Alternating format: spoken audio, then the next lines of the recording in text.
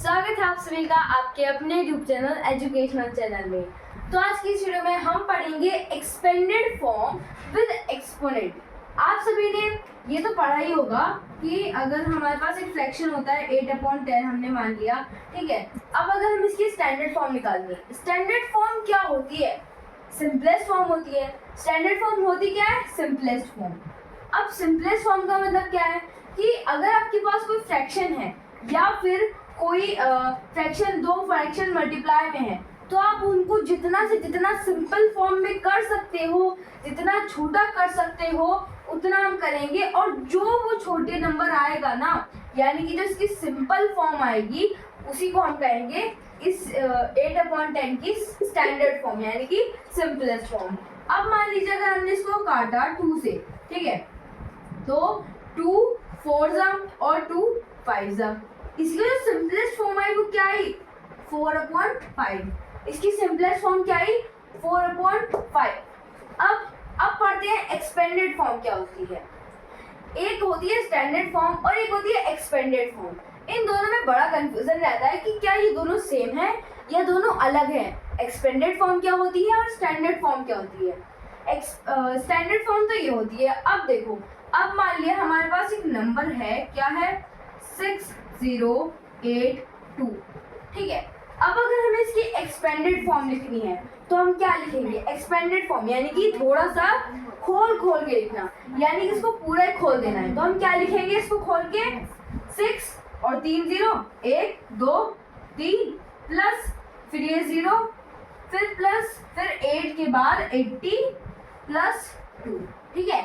तो इसकी जो जो एक्सपेंडेड फॉर्म है वो यही तो रहेगी। और जो सिंपलेस्ट फॉर्म होती है वो क्या होती है? सिंपलेस्ट फॉर्म मतलब होता है कि सिंपल से सिंपल कर देना, और एक्सपेंडेड फॉर्म का क्या मतलब होता है कि एक्सपेंड कर देना पूरा। अब चलिए क्वेश्चन की तरफ बढ़ते हैं। Right the standard form with exponent of each, यानी कि हमें इनकी स्टैंडर्ड फॉर्म लिखनी है।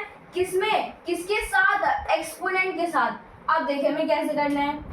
स्टैंडर्ड फॉर्म आपको बताया कि सिंपल से सिंपलेस्ट फॉर्म। अब क्या करना है, इसमें हम क्या करेंगे? राइट साइड से जाएंगे और एक डिजिट के बाद पॉइंट लगा देंगे।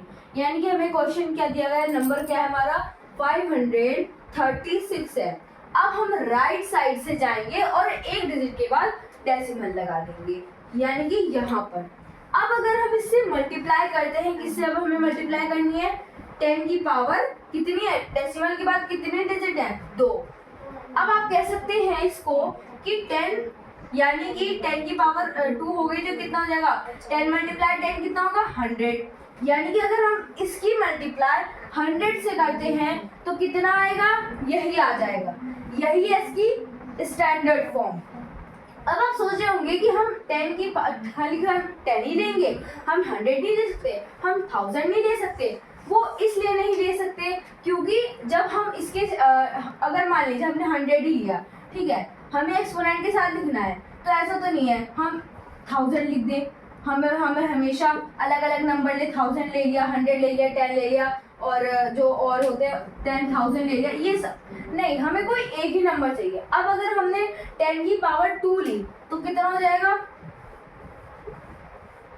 10,000 हो जाएगा। लेकिन हमें यहाँ पर किसके कितने डिजिट की जरूरत है? सिर्फ 2 की। इसलिए जो सबसे सटीक नंबर बैठता है, जो एकदम परफेक्ट नंबर बैठता है, वो 10 ही बैठता है। इसलिए हम लोग क्या करते हैं? 10 से ही मल्टीप्लाई करते हैं, और डेसिमल के बाद जितनी डिजिट बच सकती है ना, उतनी ही पावर लग जाती है। नेक्स्ट टाइम देखो, इधर से अगर हम राइट से करते हैं तो 8 के बाद डेसिमल लगेगा। 8.2506928। अब इसके बाद 10 से मल्टीप्लाई करनी है। अब कितनी डिजिट है? 1 2 3 4 5 6 7 है, तो इसकी पावर कितनी आएगी? 7। इसी तरीके से ये दोनों भी होंगे। अब ये दोनों आप करेंगे, इससे पता चले कि आपको कितना इस वीडियो में समझ में आया। Thanks for watching. कैसी लगी आप सभी की वीडियो? कमेंट सेक्शन में जरूर बताना। Bye bye.